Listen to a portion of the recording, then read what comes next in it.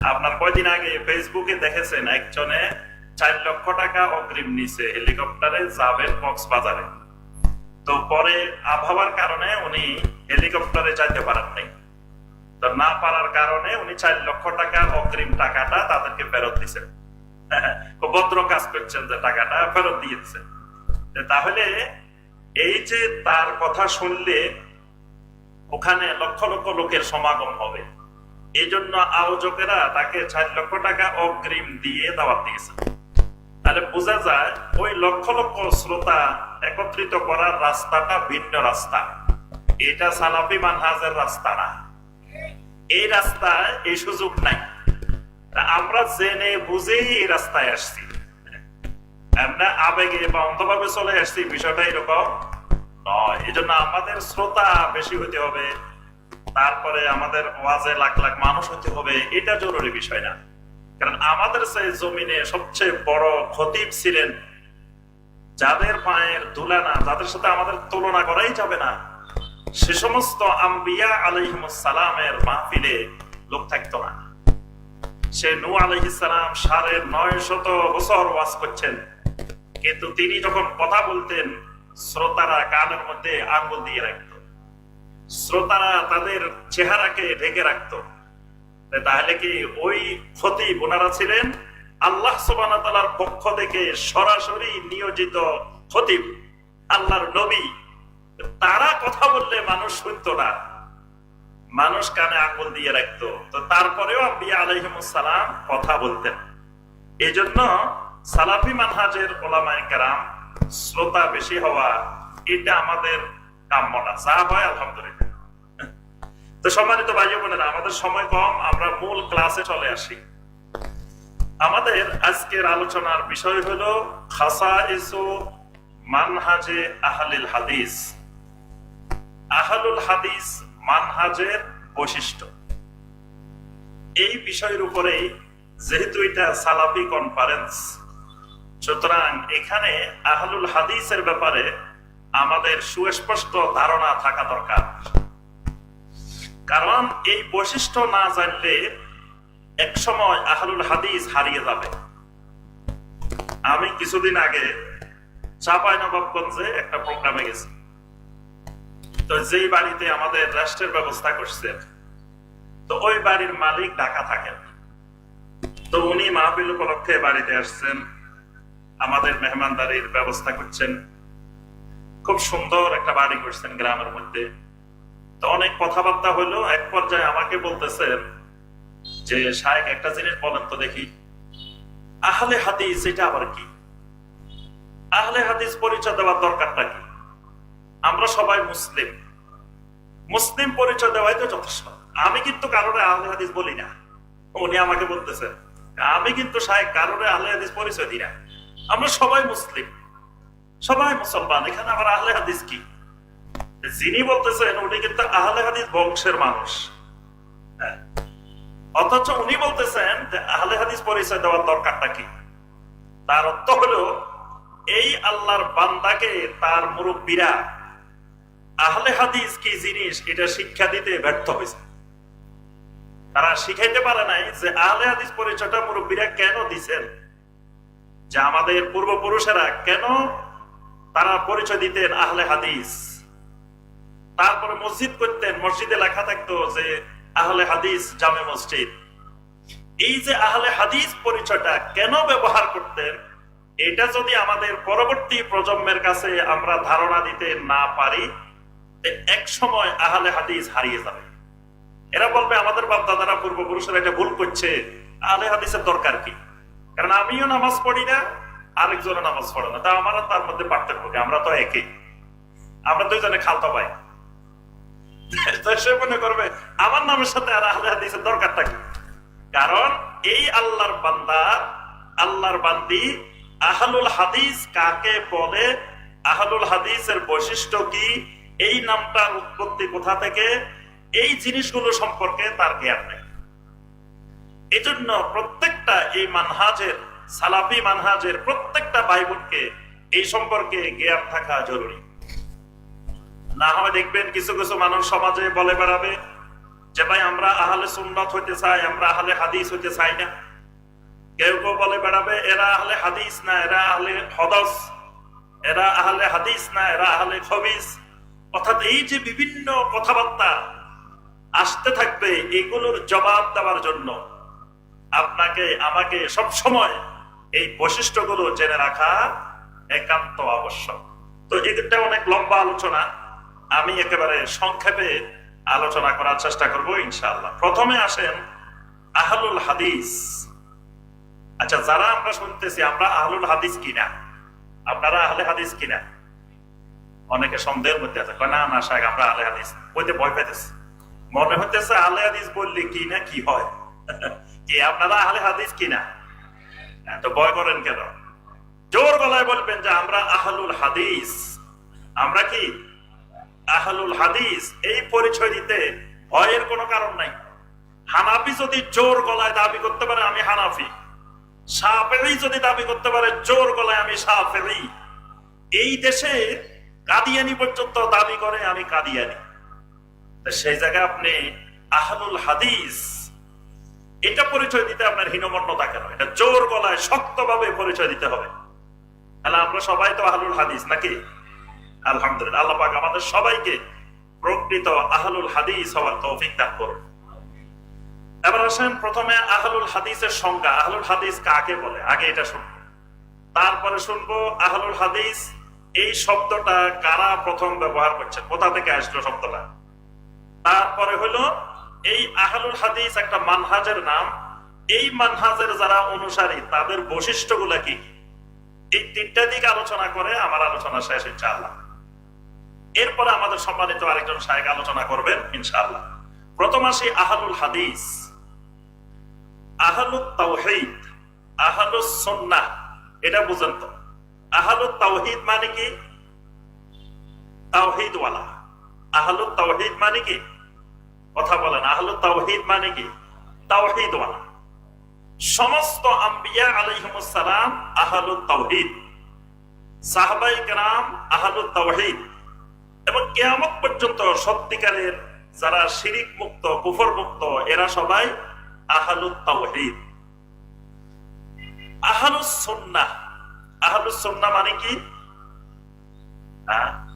সুন্নাহওয়ালা মানে সুন্নাহর অনুসরণকারী, যারা সুন্নাহ মেনে জীবন যাপন করেন তারা হলেন কি? আহলুস সুন্নাহ। তাহলে আহলুল হাদিস, আহলুল হাদিস মানে হাদিস ওয়ালা, হাদিসের পরিবার, হাদিস ভিত্তিক যারা জীবন যাপন করেন তাদের নাম হলো কি? আহলুল হাদিস। এবার আসেন, একজন আসি আপনারা বলতে পারে ওই মিয়া আপনারা তো খালি হাদিস মানেন, কোরআন মানেন না। হ্যাঁ, বলতে পারে না? আপনি যেহেতু বলতেছেন আহলুল হাদিস, তো বোঝা গেছে আপনারা খালি হাদিস মানেন, আপনারা কোরআন মানেন না। এটা বলতে পারে না? স্বাভাবিকভাবে একটা জাহেল মূর্খ লোক এটা বলতে পারে যে আপনি তো আহলুল হাদিস, আপনারা খালি হাদিস মানেন, মনে হয় কোরআন মানেন না। এই কারণে প্রথম কথা যে আহলুস সুন্নাহ আহলুল হাদিস এই দুটার মধ্যে বড় একটা তফাৎ হইল, সুন্নাহ বললে শুধু হাদিসকে বোঝায়, আর হাদিস বললে শুধু সুন্নাহকে বোঝায় না, সাথে সাথে কোরআনকেও বোঝায়। এই কথাটা বুঝে আসছে? মানে যদি বলেন আমি সুন্নাহ মানি, তার অর্থ হলো শুধু হাদিসকে সুন্নাহ বলে, কোরআনকে সুন্নাহ বলে না। কোরআনকে সুন্নাহ বলে, আমরা বলি যে কোরআন সুন্নাহ কথা বলবো, কোরআন সুন্নাহর আইন, তাহলে কোরআনের সাথে সুন্নাহ লাগাই, এই জন্য সুন্নাহ বললে কোরআন আসে না। এই জন্য কোরআনকে আলাদা বলতে হয়, সুন্নাহকে আলাদা বলতে হয়। কিন্তু যখন হাদিস বলবেন, এই হাদিস শব্দটা দিয়ে কোরআনে কারিমকেও বোঝায়, হাদিস শব্দটা দিয়ে সুন্নাহকেও বোঝায়। তাহলে আহলুল হাদিস মানে হলো আহলুল কোরআনে ওয়াস সুন্নাহ। আহলুল হাদিসের অর্থ কি? আহলুল কোরআনে ওয়াস সুন্নাহ, মানে কোরআন এবং সুন্নাহ দুইটা এক শব্দে, শব্দটা হলো কি? হাদিস। এখন কথা হলো এটা কি আমার নিজের বানানো কথা? এবার আসেন, কোরআনে কারিমে আল্লাহ রাব্বুল আলামিন হাদিস শব্দ দিয়ে আল্লাহর কোরআনকে বুঝাইছেন। এরকম কোরআনে কারিমে অনেকগুলো আয়াত আছে। সূরা আন-নিসার 87 নম্বর আয়াত আল্লাহ রাব্বুল আলামিন বলেন, ওয়ামান আসদাকু মিনাল্লাহি হাদিসা।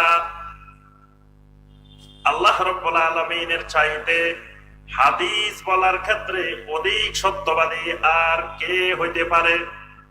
এখানে হাদিসান মানে হলো কোরআনান, হাদিসান মানে হলো কিতাবান, অর্থাৎ কোরআনকে আল্লাহ এখানে হাদিস বলছেন। হাদিস মানে কথা। কোরআন হলো আল্লাহর কথা, সুন্নাহ হলো নবী সাল্লাল্লাহু আলাইহি ওয়াসাল্লামের কথা, দুটোই কিন্তু কথা।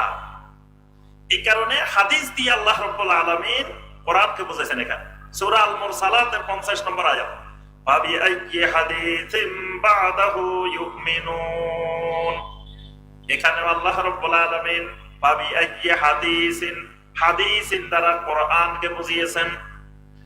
সূরা আল জাসিয়ার 6 নম্বর আয়াত আল্লাহ রাব্বুল আলামিন বলেন, ফাবি আইয়ি হাদিসিন বা'দাল্লাহি ওয়া আয়াতিহি ইউমিনুন। এখানে হাদিস দিয়ে আল্লাহ রাব্বুল আলামিন কোরআনে কারীমকে বুঝাইছেন। সূরা আজ-জুমারের 23 নম্বর আয়াত, আল্লাহু নাযালা আহসানাল হাদিস। এখানে আহসানাল হাদিস মানে কোরআন। এরকম আরো অনেকগুলো আয়াতে কারিমে আল্লাহ পাক কোরআনকে হাদিস শব্দ দিয়ে বর্ণনা করছেন। তাহলে কোরআনের আরেক নাম কি? হাদিস। এবার আসেন নবী সাল্লাল্লাহু আলাইহি ওয়াসাল্লাম হাদিসের মধ্যে বলতেছেন। সহিহ মুসলিমের কিতাবুল জুমুআর হাদিস এবং সহিহ আল বুখারীর মধ্যে আসছে, নবী সাল্লাল্লাহু আলাইহি ওয়াসাল্লাম যখনই কোনো খুতবা দিতেন, আলোচনা করতেন, শুরুতে কি বলতেন?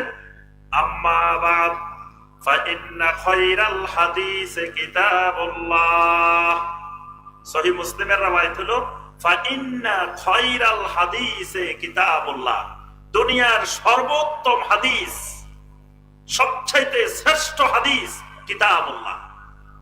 তাহলে আর ব্যাখ্যা করার দরকার নেই, আল্লাহ রাসূল নিজেই ব্যাখ্যা করে দিয়েছেন। নবী সাল্লাল্লাহু আলাইহি ওয়াসাল্লাম বলেন মুফতিয়ে আযম, নবী সাল্লাল্লাহু আলাইহি ওয়াসাল্লামের চেয়ে বড় মুফতি জমিনে আসেও নাই, কিয়ামত পর্যন্ত আসবেও না।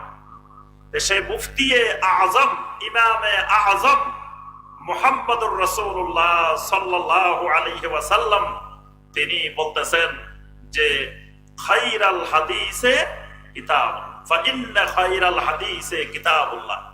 সহিহ আল বুখারীর রওয়ায়াত হলো ফাইন্না আসদাকাল হাদিসে কিতাবুল্লাহ।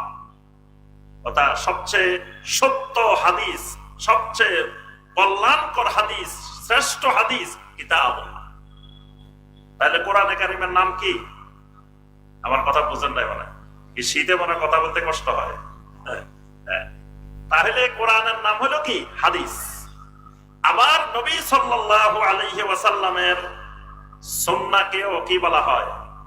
হাদিস বলা হয়। আবু দাউদ একটা কিতাব আছে না? এই কিতাবের নাম কি? সুনানে আবু দাউদ। কি? সুনানে আবু দাউদ, সুনানে তিরমিজি, সুনানে নাসাই, সুনানে ইবনে মাজাহ, এরকম সুনান হাদিসের কিতাবগুলোর নাম হলো কি? সুনান। সুনান মানে সুন্নাহর বহুবচন সুনান, নাম হলো সুনান। কিন্তু ভিতরে হাদিস নম্বর 1, হাদিস নম্বর 2, হাদিস নম্বর 3। একটা হাদিস বলি, আমরা বলি যে এটা তিরমিজির হাদিস, এটা আবু দাউদের হাদিস, কিন্তু কিতাবের নাম কিন্তু হাদিস না, কিতাবের নাম হলো কি? সুন্নাহ। অর্থাৎ নবী সাল্লাল্লাহু আলাইহি ওয়াসাল্লামের সুন্নাহকে বলা হয় হাদিস। তাহলে যদি আমি বলি আহলুল হাদিস, তার অর্থ হলো আহলুল কোরআনে ওয়াস সুন্নাহ।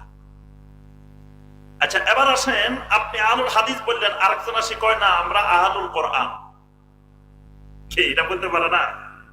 হ্যাঁ, আহলুল কোরআন বললে হাদিসকে অস্বীকার করা হয়, কিন্তু আহলুল হাদিস হইলে সে কোরআনকে অস্বীকার করতে পারে না।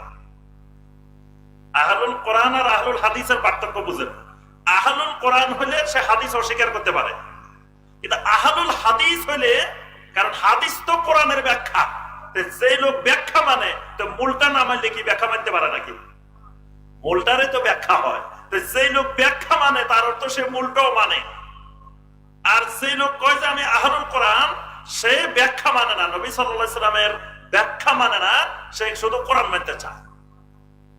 দেখেন, সালাফেরা এই নামটা এই জন্যই পছন্দ করেছেন, কিয়ামতের আগে নবী সাল্লাল্লাহু আলাইহি ওয়াসাল্লাম জানাই দিয়েছেন একটা শ্রেণী বাহির হবে যারা বলবে কোরআনই আমাদের জন্য যথেষ্ট, হাদিস মানার দরকার নাই, এরকম একটা ফেরকা কিয়ামতের আগে ভয়াবহ কুফরি ফিতনা, মুসলিমদের ঈমান নষ্ট করার ফিতনা বের হবে, এটা নবী সাল্লাল্লাহু আলাইহি ওয়াসাল্লাম উম্মতকে জানাইছেন। এজন্য সালাফেরা এই নামটাকে চয়েস করার কারণ হলো এই নামটা যখন থাকবে তখন কোন মুসলিম হাদিস অস্বীকার করতে পারবে না, কারণ তার নামেই আহলুল হাদিস, তাহলে সে হাদিস অস্বীকারী হওয়ার সুযোগ নাই। এবার আসেন আহলে হাদিসের সংজ্ঞা কি, আহলে হাদিসের কাকে বলে? শাইখুল ইসলাম ইমাম ইবনে তাইমিয়া রাহিমাহুল্লাহ, তার নাম শুনছি না আমরা সবাই? আমরা অনেক সংজ্ঞা আছে আহলে হাদিসের, একটা সংজ্ঞাই বলবো শুধু। এই সংজ্ঞাটা দিয়েছেন শাইখুল ইসলাম ইমাম ইবনে তাইমিয়া রাহিমাহুল্লাহ। তিনি বলেন আহলুল হাদিস হুমুল্লাযীনা ইউআযযিমুনাস সুন্নাহ। আহলে হাদিস হলো ওই মানুষগুলা যেই মানুষগুলা সুন্নাহকে তাযীম করে। এই মানুষগুলার প্রথম পরিচয় এরা ইউআযযিমুনাস সুন্নাহ, নবী সাল্লাল্লাহু আলাইহি ওয়াসাল্লামের সুন্নাহকে এরা কি করে? সবচেয়ে বেশি তাযীম করে। নবী সাল্লাল্লাহু আলাইহি ওয়াসাল্লামের সুন্নতের বাহিরে এরা একটা কদম দিতেও রাজি হয় না, এবং সুন্নতের বিপরীত যত জিনিস আছে এগুলোর সাথে এরা কঠোর প্রতিরোধ করে। সুন্নতের বিপরীত কি? বেদাত। এরা দুনিয়ার সবকিছুর সাথে আপোষ করতে পারে, বেদাতের সাথে এরা কোনোদিন আপোষ করে না, এদের এই সুযোগ নাই, কারণ এরা ইউআযযিমুনাস সুন্নাহ, এরা সবার উপরে তাযীম করে, সম্মান করে সুন্নাহকে। এরা আকলের উপরে সুন্নাহকে প্রাধান্য দেয়, মানে যুক্তির চেয়ে হাদিসকে প্রাধান্য দেয় এরা। যেমন ধরেন আপনি মসজিদে গেছেন, ধরেন এখান থেকে 10 মিনিট 15 মিনিট হেঁটে মসজিদে গেছেন, এখন যুক্তি বলে আপনি মসজিদে যায় আগে বসে যাবেন, যেহেতু পরিশ্রম করে আসছেন এতদূর কষ্ট করি, তাহলে মসজিদে যায় কি করবেন? একটু রেস্ট নেবেন প্রথমে, তারপরে উঠি আপনি সালাত আদায় করবেন। এটা হলো কি? যুক্তি, এটা হলো আকল, এটা যুক্তি এটা বলে। কিন্তু নবী সাল্লাল্লাহু আলাইহি ওয়াসাল্লামের সুন্নাহ এটার বিপরীত বলে। নবী সাল্লাল্লাহু আলাইহি ওয়াসাল্লামের সুন্নাহ কি বলে? ইজা দাখালা আহাদুকুমুল মাসজিদ ফালা ইয়াজলিস হাত্তা ইউসাল্লিয়া রাকাতাইন। নবী সাল্লাল্লাহু আলাইহি ওয়াসাল্লামের সুন্নাহ বলেন, যখন তোমরা কোন মসজিদে প্রবেশ করবে, ফালা ইয়াজলিস, তুমি যত ক্লান্ত হও না কেন, যত দূর থেকে হাঁটি আসো না কেন, যেই পরিস্থিতিতে থাকো না কেন, খবরদার খবরদার ফালা ইয়াজলিস, বসতে পারিবা না, বসা যাবে না, হাত্তা ইউসাল্লিয়া রাকাতাইন, যতক্ষণ পর্যন্ত না তুমি কমপক্ষে 2 রাকাত সালাত আদায় করিবা। তাহলে সুন্নাহ বলে বসা যাবে না, যুক্তি বলে, দেখবেন অনেক মুসলিম যুক্তির কাছে হার মানি গেছে, আকলের কাছে হার মানি গেছে, তারা আগে আসি মসজিদে বসে। এরকম মানুষ দেখছেন না? আমি অনেক জায়গায় অনেক ইমাম সাহেবকেও দেখছি, ইমাম সাহেব নামাজের এই 2 মিনিট আগে বা 3 মিনিট আগে আসি বসে গেছে, যখন ইকামত হয় তারপরে দাঁড়ায়, এর আগে আসে বসে থাকে। তাহলে সুন্নাহ বলে বসা যাবে না, আকল বলে বসতে হবে। আহলুল হাদিসের কাছে আকলের কোনো গুরুত্ব এখানে নাই, আহলুল হাদিস সুন্নাহকে তাযীম করে। সুবহানাল্লাহ। আহলুল হাদিস এখানে কোন জিনিসকে প্রাধান্য দেয়? সুন্নাহকে। আচ্ছা, আকল বলে নারীরা যদি মসজিদে আসা যাওয়া করে তাহলে ফিতনার আশঙ্কা হইতে পারে। অনেকে দেখবেন আমাদের সমাজে বলে নারীরা মসজিদে গেলে কি হবে? ফিতনা হইতে পারে। এই কারণে তারা বলে যে খবরদার নারীদেরকে মার্কেটে পাঠাইবেন, অসুবিধা নেই, তারপরে বিভিন্ন জায়গায় পাঠান, কোনো অসুবিধা নাই, কিন্তু খবরদার এরা যেন মসজিদের ধারে কাছে না আসে। কারণ মসজিদে যারা নামাজ পড়তে যায় মানুষ এগুলা কিন্তু ভালো না, বাজারে দোকানদার এগুলা ভালো। বাজারে যে শাড়ি কিনে, কাপড় কিনে, সব কিনে, দোকানদারের সাথে গল্প করে করে মিষ্টি মিষ্টি কথা বলে বলে কিনে, সেখানে ফিতনা হয় না। কিন্তু বলে যে মসজিদে গেলে মসজিদে ফিতনার আশঙ্কা আছে। এই জন্য নারীদের জন্য 144 ধারা জারি করে রেখেছে, নারীদের জন্য মসজিদের ধারে কাছে দিয়ে আসতে না পারে। কি এরকম করছে না বাংলাদেশে? দেখবেন একজন নারী বাইরে কোথাও গেলে নামাজ পড়ার কোনো সুযোগ নাই, কোনো মসজিদে তার জায়গা নেই। মসজিদগুলো একমাত্র বাংলাদেশে শুধু আহলুল হাদিস মসজিদগুলোতে নারীদের সলাতের জায়গা আছে, অন্য মসজিদগুলোতে নারীদের সলাতের কোনো জায়গা নাই। পুরা ঢাকা শহরে আপনি কোনো কারণে গেছেন, একজন মা বোন বের হয়েছে, উনি যে কোথাও সলাত আদায় করবে এই সুযোগ নেই, তার সলাত কাজা করা ছাড়া বিকল্প কোনো রাস্তা নেই। তাহলে যুক্তি বলতেছে নারী মসজিদে গেলে ফিতনা হতে পারে, কিন্তু নবী সাল্লাল্লাহু আলাইহি ওয়াসাল্লামের সুন্নাহ বলতেছে লা তামনাউ ইমা আল্লাহি মাসাজিদাল্লাহ, খবরদার আল্লাহর বান্দীদেরকে আল্লাহর মসজিদে যাইতে নিষেধ করিও না, বাধা দিও না। তাহলে সুন্নাহ বলে নারীদেরকে মসজিদে যাইতে বাধা দেওয়া যাবে না। আকল বলে, যুক্তি বলে এখানে গেলে ফিতনার আশঙ্কা হতে পারে। তাহলে আহলুল হাদিসের কাছে প্রাধান্য পাবে কোনটা? সুন্নাহ। এই কারণে আহলুল হাদিসেরা মসজিদে নারীদের আলাদা সুন্দর ব্যবস্থাপনা করে রাখে, কিন্তু যারা আহলুল হাদিস না তারা আকলকে প্রাধান্য দিয়ে মসজিদে নারীদের ব্যবস্থা করেন। কি বুঝে আসছে কথা? এইভাবে জীবনের সর্বক্ষেত্রে আহলুল হাদিসরা ইউআজ্জিমুনা সুন্নাহ, তারা জীবনের সকল ক্ষেত্রে সুন্নাহকে সবচেয়ে বেশি তাজিম করে। এই কারণে দেখবেন আহলুল হাদিস সমাজে তাবিজের ব্যবসা নাই, আছে না? তাবিজের ব্যবসা থাকতে পারে না। তারপরে মিলাদের ব্যবসা, প্রচলিত মিলাদের ব্যবসা, তারপরে খতমের ব্যবসা, কবর জিয়ারতের ব্যবসা, চল্লিশার ব্যবসা, কোরআন খতমের ব্যবসা, এগুলো আহলে হাদিস সমাজে থাকে না, কারণ এগুলো সুন্নাহর বিপরীত। আহলুল হাদিসরা ইউআজ্জিমুনা সুন্নাহ, আহলুল হাদিস সমাজে কবর পূজা নাই, কবর কেন্দ্রিক বাড়াবাড়ি, কবরে গম্বুজ বানানো, কবরে মাজার বানানো, কবরে মোমবাতি জ্বালানো, কবরে মশারি জ্বালানো, এগুলা আহলে হাদিসের ধারে কাছে আসতে পারে না। কেন পারে না? ইউআজ্জিমুনা সুন্নাহ, তারা কি করে? সুন্নাহকে তাজিম করে। এটা শাইখুল ইসলাম ইবনে তাইমিয়া রাহমাহুল্লাহর সংজ্ঞা। ওয়া তাকুমু আলা নাশরিহা, আহলুল হাদিসেরা নবী সাল্লাল্লাহু আলাইহি ওয়াসাল্লামের সুন্নাহর প্রচার প্রসারে সব সময় নিজেদেরকে নিয়োজিত রাখে। আহলুল হাদিসেরা সুন্নাহ তো নিজের জীবনে মানে যাতে সারা পৃথিবী সুন্নাহর আলোকে গড়ে উঠে, এই কারণে সে সব সময় এই কাজে নিয়োজিত থাকে। এই কারণে আহলুল হাদিসদের যত কনফারেন্স হয়, প্রত্যেক কনফারেন্সে দেখবেন ইত্তেবাউস সুন্নাহর আলোচনা থাকে, বেদাতের আলোচনা থাকে, শিরিকের আলোচনা থাকে, তাওহীদের আলোচনা থাকে। অন্য মানহাজের মাহফিলে গেলে এগুলার দ্বারা কাছে অনেক বেদাতের আলোচনা, আহলে হাদিসের সালাফি কনফারেন্স ছাড়া অন্য কোথাও কোনোদিন বেদাতের কোনো আলোচনা শুনবেন না, কারণ তাদের কাছে তো বেদাতে নাই, সব বেদাত তো হাসানা, সবই তো সুন্দর বেদাত, এগুলো তো খারাপের কিছু না। তো ওরা আলোচনা করবে কি নিয়ে? কারণ সমাজে তো খারাপ বেদাত কোনো কিছু নাই, সব বেদাতে কি সুন্দর, হাসানা। তাহলে নবী সাল্লাল্লাহু আলাইহি ওয়াসাল্লাম বলছেন, নাদারাল্লাহু ইমরান সামিআ মিন্না শাইআন ফাবাল্লাগাহু কামা সামিআহু। নবী সাল্লাল্লাহু আলাইহি ওয়াসাল্লাম বলেন, ওই মানুষগুলার চেহারাকে আল্লাহ রাব্বুল আলামিন সুশোভিত করে দিন। নাদারাল্লাহু ইমরান, ওই মানুষগুলার চেহারাকে আল্লাহ সুশোভিত করে দিন, সুন্দর বানাই দিন। কিয়ামতের ময়দানে কিছু মানুষের চেহারা হবে উজুহু ইয়াউমাইজিন নাদিরা। নবী সাল্লাল্লাহু আলাইহি ওয়াসাল্লাম দোয়া করেন, আল্লাহ আমার ওই বান্দাগুলোর চেহারাকে নাদিরা বানাই দেন, সুশোভিত বানাই দেন, সুন্দর বানাই দেন। কোন মানুষগুলা? সামিআ মিন্না শাইআন, আমার থেকে কোন হাদিস শুনছে, আমার কোন হাদিসকে যারা শুনলো, শোনার পরে পাবাল্লাগাহু কামা সামিআহু, আমার থেকে যেভাবে শুনছে সেভাবে অন্যদের কাছে পৌঁছাই দিছে। সুবহানাল্লাহ, আমার সুন্নাহকে, আমার হাদিসকে মানুষের কাছে পৌঁছাই দিছে।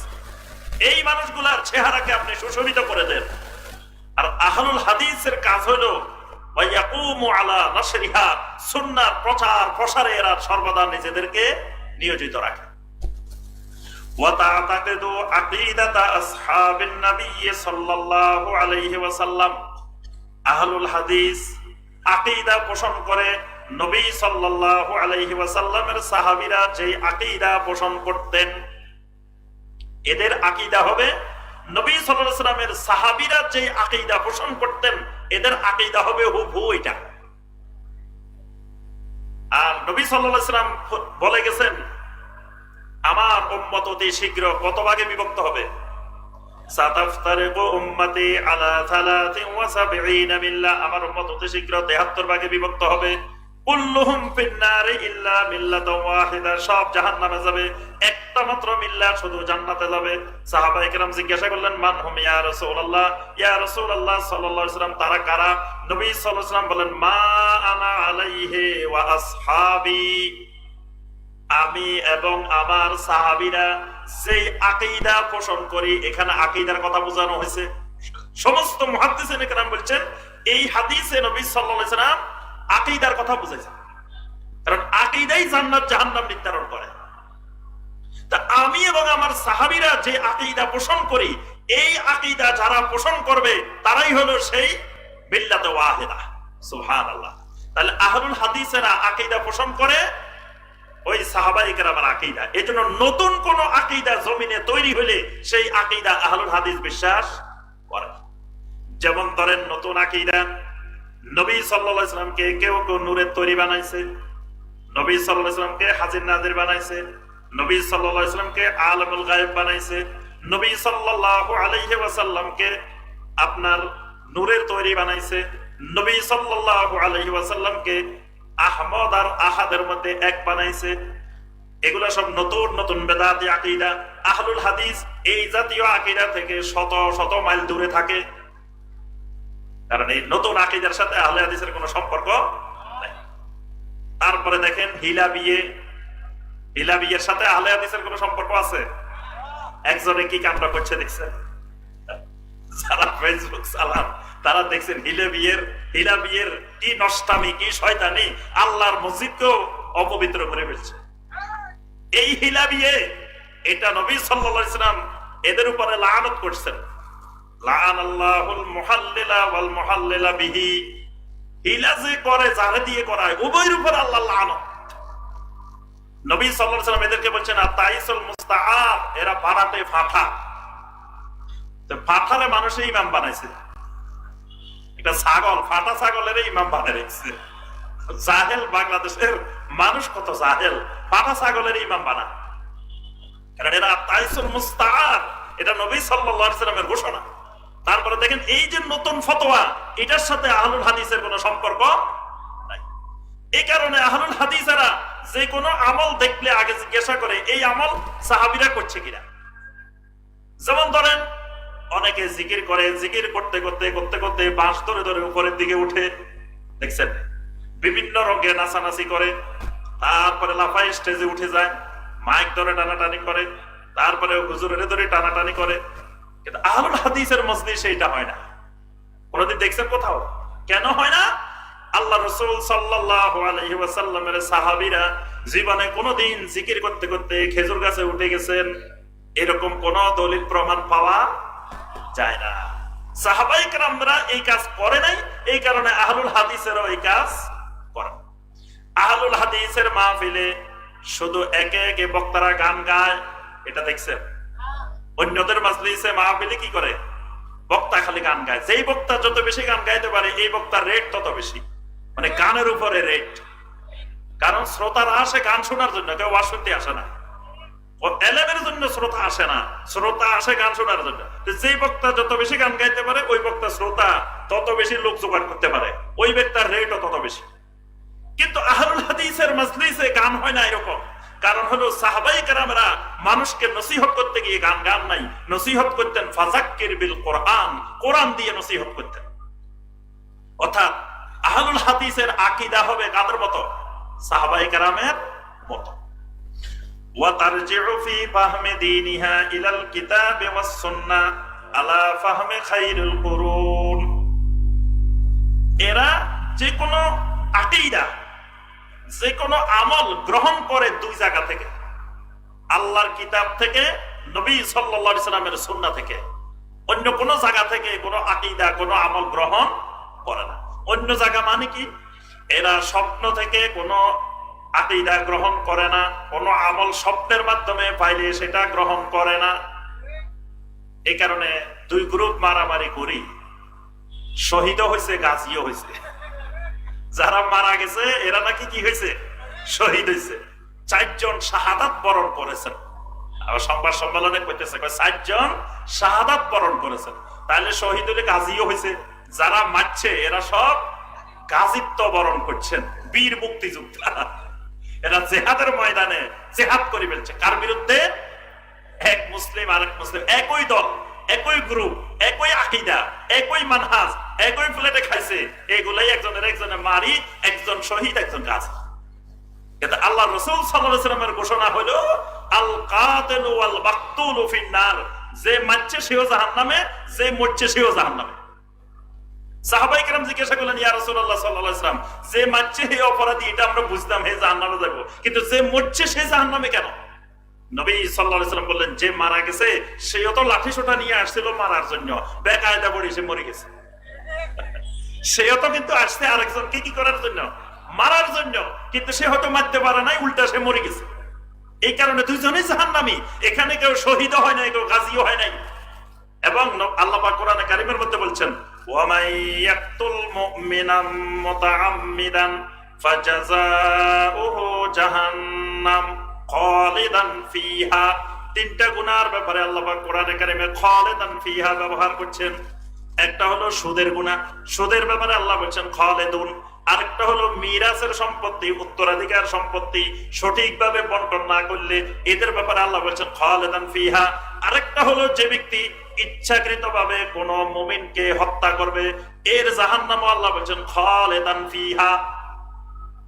3টা অপরাধের ব্যাপারে আল্লাহ পাক এই খালিদান ব্যবহার করছেন। তো এটা মুমিনের ক্ষেত্রে, মুসলমানের ক্ষেত্রে ব্যবহার করছেন। সেটার একটা হলো কোন মুমিনকে ইচ্ছাকৃতভাবে হত্যা করা। এখানে যে মানুষগুলোর মারছে এটা ইচ্ছাকৃতভাবে মারছে, এটা অনিচ্ছাকৃতভাবে মারা যায় নাই। আরেকটা হলো যারা মারছে তার তো আগে কাফের ফতোয়া দেয় নাই, যে এটা ইমানদারের মারছে, মুসলমানের মারছে। কি বলেন? তাহলে এটার শাস্তি খুবই ভয়ঙ্কর। আচ্ছা, এখন আমি যে কথাটা বলতেছিলাম, এই যে গ্রুপগুলো মারামারি করছে, এই মানুষগুলো যে পদ্ধতিটা গ্রহণ করছেন এটা স্বপ্নের থেকে গ্রহণ করছেন। কিসের থেকে? স্বপ্নের থেকে। আমরা আহলুল হাদিসেরা এদের সাথে একাত্মতা ঘোষণা করি না। কেন? কারণ এদের মূলনীতিটা স্বপ্ন থেকে গ্রহণ করা হয়েছে, কোরআন সুন্নাহ থেকে গ্রহণ করা হয়নি। যদি আপনি জিজ্ঞাসা করেন, ভাই 6টা জিনিসের উপরে চলিলে আল্লাহর দ্বীনের উপরে চলা সহজ হইয়া যায়, এটা হলো এদের 1 নম্বর বয়ান। আমি কিন্তু সময় লাগানো সাথী, বয়ান আমার মুখস্থ আছে। তাহলে প্রথম বয়ান হলো কি, যে 6টা জিনিসের উপরে আমল করিলে আল্লাহর দ্বীনের উপরে চলা সহজ হইয়া যায়। আচ্ছা, এখন কথা হলো, এই যে 6টা জিনিস আপনি বাছাই করলেন, এই 6টা জিনিসের উপরে চলিলে দ্বীনের উপরে চলা সহজ হইয়া যায়, এই কথাটা কে বলছে? আল্লাহ বলছে না আল্লাহ রাসূল বলছে? আপনি কোরআনেও কথা ওইভাবে পাবেন না। 6টা জিনিস আপনি সংখ্যা নির্দিষ্ট করতে হলে অবশ্যই নস লাগবে, হয় আয়াত লাগবে, না হয় সহিহ হাদিস লাগবে। আপনাকে যদি বলি ইসলামের বেলা কয়টি, ইসলামের রকম কয়টি বলেন তো দেখি? 5টি। 5টারে নির্দিষ্ট করছেন না? কেন নির্দিষ্ট করছেন? বুনিয়াল ইসলামু আলা খামসিন। সরাসরি নবী সাল্লাল্লাহু আলাইহি ওয়াসাল্লাম বলছেন ইসলাম 5টি জিনিসের উপরে স্থাপিত হয়েছে। এই 5টি পাওয়া গেছে, 5 পাওয়া গেছে। যতক্ষণ 5 পাওয়া যাবে না ততক্ষণ আপনি 5টার মধ্যে সীমাবদ্ধ করার সুযোগ আপনার নাই। এই কারণে এখন 6টা জিনিস আপনি নির্দিষ্ট করবেন বাছাই করে করে, এটা তো আপনার ইখতিয়ার নাই। হয় কোরআনের আয়াত থাকতে হইব, না হয় নবী সাল্লাল্লাহু আলাইহি ওয়াসাল্লামের সহিহ হাদিস থাকতে হইব। তা এখন ওনাকে জিজ্ঞাসা করলেন যে ভাই এটা কই পাইছেন? ও স্বপ্নের মাধ্যমে পাওয়া গেছে। কিসের মাধ্যমে? যিনি এটার প্রতিষ্ঠাতা উনি স্বপ্নে পাইছেন। তাহলে আহলুল হাদিসেরা স্বপ্ন দিয়ে কোনো আকীদা, কোনো আমল সাব্যস্ত করে না। এজন্য স্বপ্নের মেহনত, 40 বছর মেহনত করছে, তাকে যা জিজ্ঞেস করেন ভাই তাওহীদ কাকে বলে, বলতে পারে না। ভাই তাওহীদ কত প্রকার, বলতে পারে না। ভাই শিরিক কাকে বলে, বলতে পারে না। ভাই শিরিক কত প্রকার, বলতে পারে না। ভাই বেদাত কাকে বলে, বলতে পারে না। কিন্তু 40 বছর মেহনত করে ফেলছে। আসলে মেহনতটা কোরআন সুন্নাহর উপরে করে নাই, মেহনতটা ওই স্বপ্নের উপরে করছে।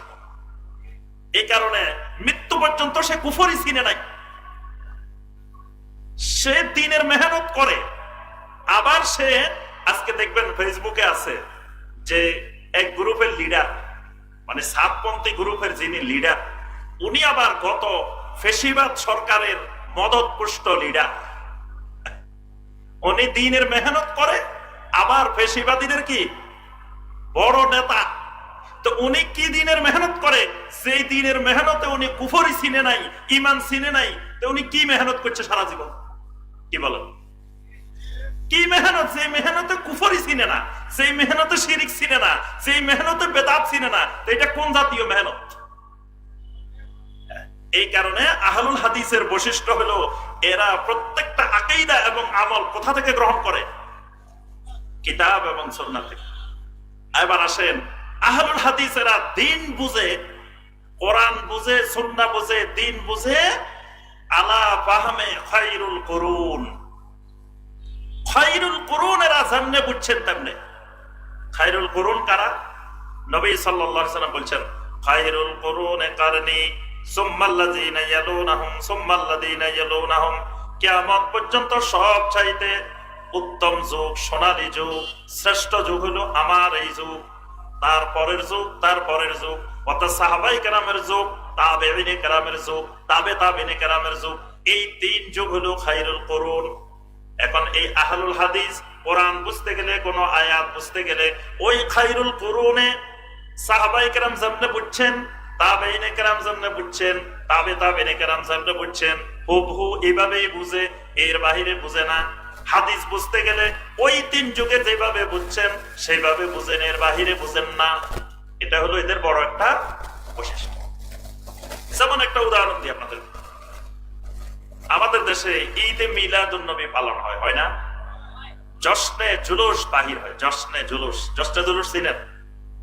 মানে নবী সাল্লাল্লাহু আলাইহি ওয়াসাল্লামের জন্ম উপলক্ষে মিছিল বের করে, বিশাল মিছিল। পাকিস্তান থেকে একজনের ভাড়া করে আনা হয়, আনি এক বিশাল চেয়ারে বসানো হয়, গাড়ির মধ্যে বসানো হয়, তারে ফুলের মালা দিতে দিতে দিতে দিতে মনে হচ্ছে তার বার্থডে পালন করতেছে, কিন্তু বার্থডে হলো রাসূলের, এবং তার নামের আগে আওলাদ রাসূলও লাগায়। আওলাদ রাসূল যেই দেশের, পাকিস্তানের, সেই দেশে বাদ নাই, বাঙালির কাছে আসি আওলাদ রাসূল। আবার হে যদি আওলাদ রাসূল হতে, সে মদিনাতে যাইয়ে না জন্মদিন পালন করবো। এই বাংলাদেশে আসি, ঢাকা শহরে, চিটাং শহরে করার দরকার কি? এ মদিনা যায় যেখানে রাসূলের শহর, মক্কা মুকাররমা, রাসূলের জন্ম, হে বার্থডেটা যায় ওখানে পালন করুক রাসূলের। আর হে যদি আওলাদ রাসূল হয়, তো সে রাসূলের দেশে না থাকবো, হে এখানে আসছে কেন?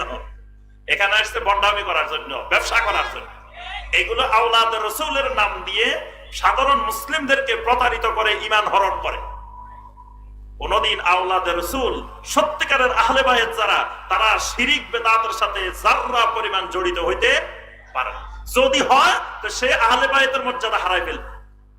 আহলে বায়াতদেরকে সম্মান করা ফরজ, কিন্তু যেই আহলে বায়াত দেখা যাবে শিরিক করে, বেদাত করে, ওই আহলে বায়াতকে অসম্মান করা ফরজ। কি বুঝে আসছে? আচ্ছা, তো এখন আমরা যে কথাটা বলছিলাম, এই যে যারা জশ্নে জুলুস করে, ঈদে মিলাদুন নবী সাল্লাল্লাহু আলাইহি ওয়াসাল্লাম পালন করে, এদেরকে যদি জিজ্ঞাসা করো না এটা কই পাইছেন, কয়টা কোরআনে আছে? কোথায় আছে? কোরআনে আছে। কোরআনে কোথায় আছে? সূরা ইউনূসের ৫৮ নম্বর আয়াতে আছে। আল্লাহ পাক বলছেন, কুল বিফাদলিল্লাহি ওয়া বিরহমাতিহি ফাবিযালিকা ফালইফরাহু। রাসূল আপনি বলে দিন, আল্লাহ তোমাদেরকে যে অনুগ্রহ করেছেন, আল্লাহ তোমাদেরকে যে রহম করেছেন, এই কারণে তোমাদের বেশি বেশি আনন্দিত হওয়া উচিত, খুশি হওয়া উচিত। দেখো এখানে আল্লাহ রাসূল না আমাদের জন্য সবচেয়ে বড় রহমত। তা আল্লাহ রাসূল যেহেতু রহমত, রাসূল আসছে দুনিয়াতে, তাহলে আমাদেরকে ঈদ পালন করতে বলছেন, আল্লাহ খুশি হতে বলছেন। বাস বুঝে গেছে। আচ্ছা, এখন ঠিক আছে, উনি বুঝছে, ভালো কথা। এখন ওনার কাছে প্রশ্ন, আয়াত এটা কি সাহাবীদের যুগে ছিল না পরে নাজিল হয়েছে? তো উনি কইব কি যে এটা সাহাবীদের যুগে ছিল। সাহাবীদের যুগে আয়াত এটা থাকলে সাহাবীরা ঈদে মিলাদুন নবীও করেন নাই, জশ্নে জুলুসও করেন নাই। হ্যাঁ, ঠিক করে নাই। এখন প্রশ্ন, তাহলে সাহাবীরা করলো না কেন? হয় সাহাবীরা আয়াত এটা বুঝতে পারেন নাই, এজন্য করেন নাই, আর বর্তমানে আমাদের বাংলাদেশের পীর সাহেবেরা আয়াত এটার অর্থ বুঝে গেছে। সাহাবীরা বুঝে নাই, এরা বুঝে গেছে। তাহলে ঠিক আছে, এটা বিশ্বাস করলে ঈমান চলে যাবে, কুফরি কথা। সাহাবায়ে কেরাম কোরআন না বুঝলে বুঝছে কে? তাহলে সাহাবায়ে কেরাম আয়াত এটা বুঝছেন। এখন দ্বিতীয় কথা, তাহলে বুঝছে, আমল করার সুযোগ পায় নাই, এটা ঠিক আছে? এটাও ঠিক নাই, এটাও কুফরি কথা। সাহাবায়ে কেরাম কোরআনে কারীমের এমন কোন আয়াত নাই যেটার আমল সাহাবায়ে কেরাম করেন নাই, বরং আয়াত যদি রাত্রে নাজিল হইতো ঘুমানোর আগে আমল করি তারপরে সাহাবায়ে কেরাম ঘুমাইতেন। তাহলে আয়াতও বুঝছেন সাহাবায়ে কেরাম, আমলও করছেন সাহাবায়ে কেরাম, কিন্তু ঈদে মিলাদুন নবী করেন নাই, ষষ্ঠে জুলুস করেন নাই। তার অর্থ হলো এরা আল্লাহর যে আয়াত দিয়ে জনগণকে ধোঁকা দিছে, বেদাতের দিকে উদ্বুদ্ধ করেছে, এই আয়াতে কারিমার মিথ্যা অপব্যাখ্যা করেছে। এখন এটা ধরা পড়বে কেমনে? ওই যে সাহাবায়ে কেরামদেরকে যখন আপনি নিয়ে আসবেন তখন তার এই গোমরাহি ধরা পড়ে যাবে। এই জন্য আহলুল হাদিসেরা কোরআন বুঝার ক্ষেত্রে, হাদিস বুঝার ক্ষেত্রে নতুন করে কিছু বুঝে না, শুধু খায়রুল কুরুনে যেভাবে বুঝছেন ওইভাবে বুঝেন। এরপরে তারা আকলের উপরে কোরআন সুন্নাহকে প্রাধান্য দেয়, স্বপ্ন তারপরে বিভিন্ন ধরনের কিচ্ছা কাহিনীর চাইতে তারা কোরআন সুন্নাহকে মূলনীতি হিসাবে গ্রহণ করে। এই হলো আহলে হাদিসের সংজ্ঞা। এবার আসেন, শাইখুল ইসলাম ইবনে তাইমিয়া রাহিমাহুল্লাহ একটা সুন্দর কথা বলছেন, যখন কোন মানুষকে দেখবা আহলে হাদিসকে গালি দে, মানে লোকটা আহলে হাদিসদেরকে খালি গালিগালাজ করতেছে, আহলে খবিজ বলতেছে, আহলে হদস বলতেছে, বিভিন্ন রং বেরঙ্গের কথা বলতেছে, তো বুঝবে লোকটা তিনটার যে কোনো একটা। লোকটা কি? তিনটার যে কোনো একটা। এটা আমার কথা না, শাইখুল ইসলাম ইবনে তাইমিয়া রাহিমাহুল্লাহর মাজমুয়ে ফতোয়ার মধ্যে আছে। তো তিনি বলেন, এক নম্বরে লোকটা ইম্মা জাহেলুন, লোকটার পরিচয় হলো লোকটা জাহেল। লোকটা কি কি সম্পর্কে জাহেল? বিতারিখে আহলেল হাদিস, আহলে হাদিসের ইতিহাস সম্পর্কে জাহেল। আহলে হাদিস কারা, আহলে হাদিসের বৈশিষ্ট্য কি, আহলে হাদিসের মর্যাদা কি, এ সম্পর্কে সে জানে না, তার জ্ঞান নেই। এই কারণে সে আহলে হাদিসকে গালি দেয়। অথবা সে জানে কিন্তু ওয়া ইম্মা মুবতাদিউন দাল্লুন, সে বেদাতি। এক নম্বর পরিচয় সে জাহেল। যদি জাহেল না হয় তাহলে সে বেদাতি। কারণ কি? সে দেখছে এই আহলুল হাদিসের মানহাজ প্রতিষ্ঠিত হইলে সমাজে তার বেদাত অচল হয়ে যাবে। আজকে দেখেন আহলুল হাদিসের দাওয়াতের কারণে মিলাদের ব্যবসা কমে গেছে, তাবিজের ব্যবসা কমে গেছে, অনেক ব্যবসা মন্দা, পীর মুরিদির ব্যবসা মন্দা। তাহলে আহলুল হাদিসের দাওয়াত যদি না থাকতো তো ব্যবসা আরো চাঙ্গা হইতো, মন্দা হইতো না। তাহলে তারা অবশ্যই আহলুল হাদিসকে গালি দিবেই, এটাই স্বাভাবিক। যার কারণে ব্যবসা ক্ষতি হইতেছে, তো তাদেরকে কি আদর করব? এই জন্য শাইখুল ইসলাম ইবনে তাইমিয়া রাহিমাহুল্লাহ বলেন, হয় লোকটা জাহেল, জাহেল না হইলে লোকটা কি? বেদাতি। এখন যদি লোকটা বেদাতিও না হয় তাহলে লোকটা সাহিবু রায় মুতাআসসিবুন লিরাইহি, লোকটা আহলুর রায়, মানে লোকটা তার রায়ের ব্যাপারে নিজস্ব মতের উপরে চলে, হাওয়ার উপরে চলে, লোকটা ওহির উপরে চলে না। এই কথা বুঝতে আসছে? শাইখুল ইসলাম ইবনে তাইমিয়া রাহিমাহুল্লাহ বলেন, কেউ যদি আহলে হাদিসকে গালি দেয়, হয় জাহেল অথবা বেদাতি অথবা আহলুর রায়। এই তিন শ্রেণী ছাড়া আল্লাহর জমিনে কেউ আহলে হাদিসকে গালি দিতে পারে না। এবার আসেন, আমরা এই আহলুল হাদিস সম্পর্কে কয়েকজন ইমামের বক্তব্য শুনবো। ইমাম আউজাঈ রাহিমাহুল্লাহ, ইমাম আউজাঈ রাহিমাহুল্লাহ তিনি একজন প্রখ্যাত ইমাম, জগৎ বিখ্যাত ইমাম। ইমাম আউজাঈ রাহিমাহুল্লাহ বলেন, লাইসা মিন সাহিবি বিদআতিন তুহাদ্দিসুহু আন রাসূলিল্লাহি সাল্লাল্লাহু আলাইহি ওয়াসাল্লাম বিখিলাফি বিদআতিহি বিহাদিসিন ইল্লা আবগাদাল হাদিস। কোন বেদাতি যদি দেখে এই হাদিসটা তার বেদাতের বিপরীত, তখন সে ওই বেদাতি পারে না হাদিসের কিতাব থেকে হাদিসটাকে মুছে ফেলতে, পারে না হাদিসটাকে সহ্য করতে, অর্থাৎ তার রাগ ক্ষোভ ওই হাদিসের উপরে যায় পড়ে। মানে কথাটা হলো, যেই লোকটা আহলে হাদিসকে গালি দিতেছে, আহলে হাদিসের যে আমলটার কারণে গালি দিতেছে, আমলটা তো হাদিসে আছে, কিন্তু হাদিসটা তার বেদাতের সাথে মিলে না, তার বেদাতের বিপরীত। এখন সে পারতেছে না হাদিসটাকে মুছে ফেলতে, কারণ হাদিস এটা পৃথিবীর সব জায়গায় প্রচারিত হয়ে গেছে, সবাই জেনে গেছে। পারতেছে না হাদিস এটাকে কি করবে না কি করবে, তো সর্বশেষ তার রাগটা ক্ষোভটা ওই হাদিসের উপরে। এই জন্য নবী সাল্লাল্লাহু আলাইহি ওয়াসাল্লামকে কাফেরেরা যে গালিগালাজ করতো, আল্লাহ বলছে, রাসূল আসলে তো তারা আপনাকে গালিগালাজ করে না, ওয়ালাকিন বিআয়াতিল্লাহি ইয়াজহাদুন, তাদের মূল রাগটা ক্ষোভটা হলো আমার আয়াতের উপরে, কারণ যতদিন আমি আয়াত নাজিল করি নাই ততদিন আপনাকে তারা গালি দেয় নাই, যেদিন থেকে আয়াত নাজিল করা শুরু করছি সেদিন থেকে আপনাকে গালি দেওয়া শুরু করছে। তাহলে আপনি ব্যক্তি মুহাম্মদকে তারা গালি দেয় না, গালিটা দেয় হলো কাকে? আমার আয়াতকে।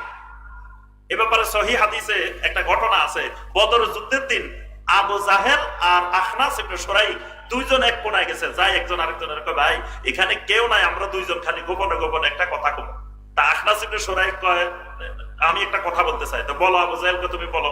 তো ভাই বলেন তো দেখি মুহাম্মদ সাল্লাল্লাহু আলাইহি সাল্লাম ভালো মানুষ না খারাপ মানুষ? তা আবু জাহেল বলতেছে ওয়াল্লাহি ইন্না মুহাম্মাদান সাদিকুন আমিনুন, আল্লাহর কসম মুহাম্মদ অবশ্যই মহা সত্যবাদী এবং আমানতদার। আখনাস ইবনে শুরাইক শুনি কয় কি কর, যদি মুহাম্মদ সাল্লাল্লাহু আলাইহি ওয়াসাল্লাম এরকম হয় তা আপনি যুদ্ধ করতে আসছেন কেন তার বিরুদ্ধে? হ্যাঁ, যদি মুহাম্মদ সাল্লাল্লাহু আলাইহি ওয়াসাল্লাম ভালো মানুষ হয় তা আপনি ভালো মানুষটার বিরুদ্ধে যুদ্ধ করতে আসছেন কেন? তখন আবু জাহেল বলে ইন্না লা নুকাজ্জিবু মুহাম্মাদান ওয়ালাকিন নুকাজ্জিবু মা জাআ বিহি, আমরা তো মুহাম্মদ সাল্লাল্লাহু আলাইহি ওয়াসাল্লামকে মিথ্যা প্রতিপন্ন করি না, মুহাম্মদ যা নিয়ে আসছে আমাদের কাছে ওইটার বিরুদ্ধে আমাদের লড়াই। ব্যক্তি মুহাম্মদের বিরুদ্ধে লড়াই না, লড়াইটা মুহাম্মদ যে দাওয়াত দিতেছে আমাদেরকে এই দাওয়াতের বিরুদ্ধে লড়াই। যে কথাটা আমরা বলছিলাম, ইমাম আওজাই রাহিমাহুল্লাহ বলেন আসলে যারা আহলে হাদিসকে গালি দেয় তারা ওই আহলে হাদিসকে গালি দেয় না, মূলত রাসূলের হাদিসকে তারা গালি দেয়। এই কারণে আহলুল হাদিসকে গালি দিলে ঈমান চলে যাবে। কেন ঈমান চলে যায়? ওই যে হাদিসের প্রতি বিদ্বেষ, হাদিসকে নিয়ে ঠাট্টা। ধরেন আপনি বুকে হাত পাতা নিয়ে ঠাট্টা বিদ্রুপ করলেন, হাসি তামাশা করলেন যে দেখো দেখো আহলে হাদিসরা আম্মাওয়ালা নামাজ পড়ে, দেখো আহলে হাদিসরা এই বুকে হাত পাতে, হাত পাতা নিয়ে আপনি ঠাট্টা বিদ্রুপ করলেন। এখন বুকে হাত পাতার সহি হাদিস আছে না? তাহলে ঠাট্টা বিদ্রুপটা চলে গেছে কোন জায়গায়? ওই হাদিসের উপর। আপনি রাফুলিয়াদের নিয়ে ঠাট্টা বিদ্রুপ করলেন, হাসি তামাশা করলেন, দেখো দেখো এরা বারবার হাত মারে, এমনি করে এই করে, বিভিন্ন রং বেরঙে আপনি ঠাট্টা বিদ্রুপ করলেন। কিন্তু এই যে রাফুলিয়াদের ব্যাপারে ৬০ শতাধিক হাদিস, আপনার এই ঠাট্টা বিদ্রুপটা ওই হাদিসগুলোর উপরে চলে গেছে। এই জন্য ইমাম আওজাই রাহিমাহুল্লাহ বলেন যে মূলত তাদের রাগটা ক্ষোভটা ওই হাদিসের উপর। কুতাইবা ইবনে সাঈদ রাহিমাহুল্লাহ বলেন ইজা রাআইতার রাজুলা ইউহিব্বু আহলাল হাদিস ফাইন্নাহু আলা সুন্নাহ, যখন জমিনে কোনো মানুষকে দেখবা আহলে হাদিসকে মহব্বত করে বুঝবা লোকটা আহলুস সুন্নাহ।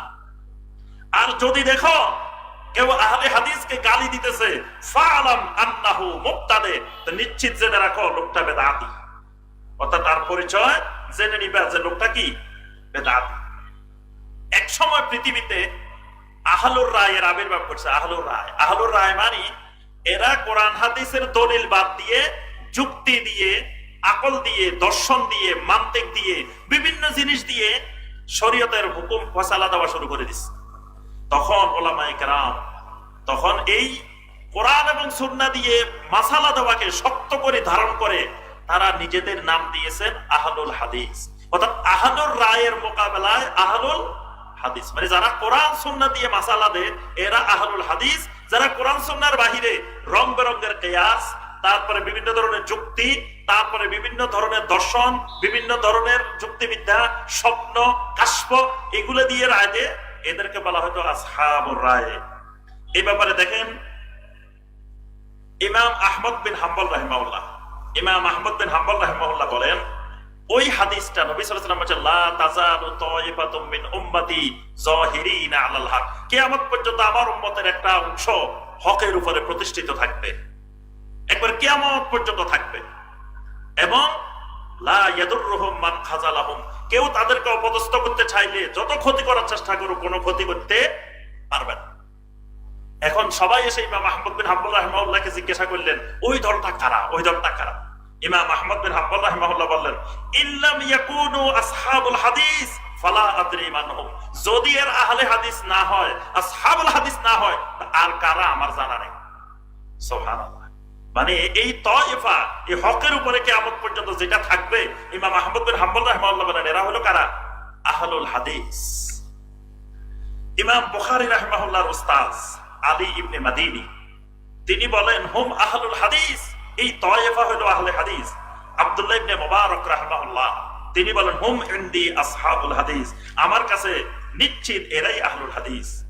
ইমাম শাফি রাহমাতুল্লাহ আলাইহি বলেন আলাইকুম বি আহলিল হাদিস, ও দুনিয়াবাসী তোমরা সব আহলে হাদিস হয়ে যাও, ফা ইন্নাহুম আকসারু সাওয়াবান মিন গায়রিহিম, কারণ দুনিয়ার যত মানহাজ আছে সবচাইতে অধিক বিশুদ্ধতম মানহাজ আহলুল হাদিস।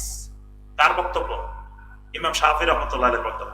ইমাম ইবনে কাসির, যিনি জগৎ বিখ্যাত তাফসিরে ইবনে কাসির লিখছেন, তাফসির ইবনে কাসিরে সূরা বানী ইসরাঈলের 71 নম্বর আয়াত, ইয়াউমা নাদউ কুল্লা উনাসিম বিইমামিহিম, আল্লাহ পাক বলেন কিয়ামতের দিন আমি প্রত্যেকটা মানুষকে তাদের ইমাম সহকারে ডাকবো, মানে প্রত্যেক মানুষের সাথে তার ইমামও আসবে, ইমামের সাথে তার অনুসারীদেরকে ডাকবো। এই আয়াতের তাফসিরে ইমাম ইবনে কাসির রাহিমাহুল্লাহ লেখেন, তাফসির ইবনে কাসিরে কথাটা পাইবেন।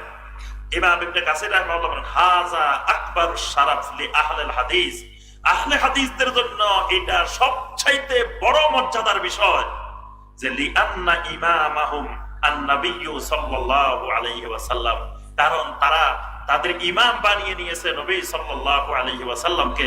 তাহলে আল্লাহ যখন সবারই ইমাম সহকারে রাখবেন, তা আহলে হাদিসদেরকে নবী সাল্লাল্লাহু আলাইহি ওয়াসাল্লামের সাথে রাখবেন। সুবহানাল্লাহ। কারণ আহলে হাদিসদের তো অন্য কোনো ইমামের তাকলিদ করে না, এরা অন্য কোনো ইমামের অন্ধ অনুসরণ করে না, তারা অন্ধ অনুসরণ করে মুহাম্মদুর রাসূলুল্লাহ সাল্লাল্লাহু আলাইহি ওয়াসাল্লামের, তাদের প্রকৃত ইমাম ইমামে আযম মুহাম্মদুর রাসূলুল্লাহ সাল্লাল্লাহু আলাইহি ওয়াসাল্লাম। তাহলে কি আমাদের যদি ইমামের সাথেই ডাকে, তা আহলে হাদিসদেরকে কার সাথে ডাকবে? নবী সাল্লাল্লাহু আলাইহি ওয়াসাল্লামের সাথে ডাকবে। সুবহানাল্লাহ। এটা কার কথা? ইমাম ইবনে কাসির রাহিমাহুল্লাহর কথা। যুগে যুগে যে আইম্মায়ে কেরাম ছিলেন, তারা প্রত্যেকে আসহাবুল হাদিস ছিলেন।